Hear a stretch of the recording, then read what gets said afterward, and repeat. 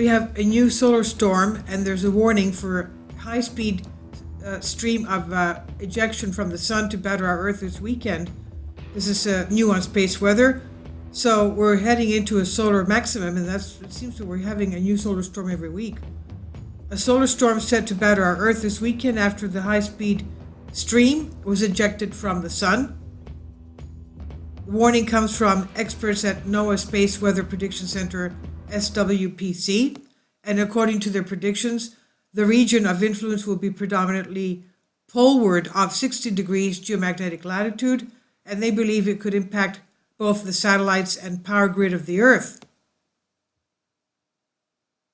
Now, U.S. Space Weather ranks solar storms at a scale G1 minor, the least intense, to the way up G5 extreme, and this one is expected to be a G1 storm.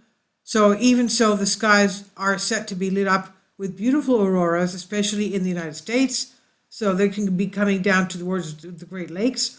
In their latest forecast, Space Weather states enhanced circumstances are projected late January 15, that's tomorrow, that's Saturday evening, when recurring negative polarity coronal whole high-speed stream becomes geoeffective.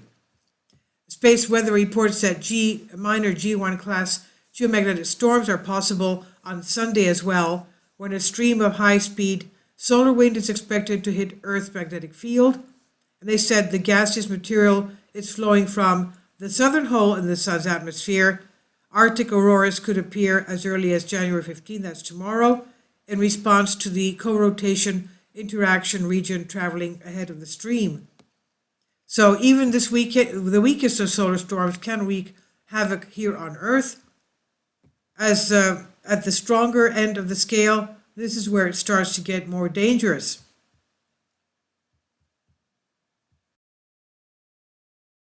Finally, support my Patreon account. The daily posts are 5 videos daily, and they are totally different from what I have on my YouTube channel.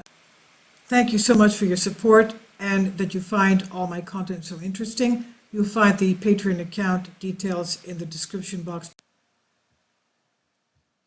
When coronal mass ejections, CMEs, collide with Earth's magnetosphere, all of that extra radiation can damage the satellites we use for communications and navigation, GPS systems, and can disrupt power grids as well that provide our electricity. This is according to NASA's Space Place site.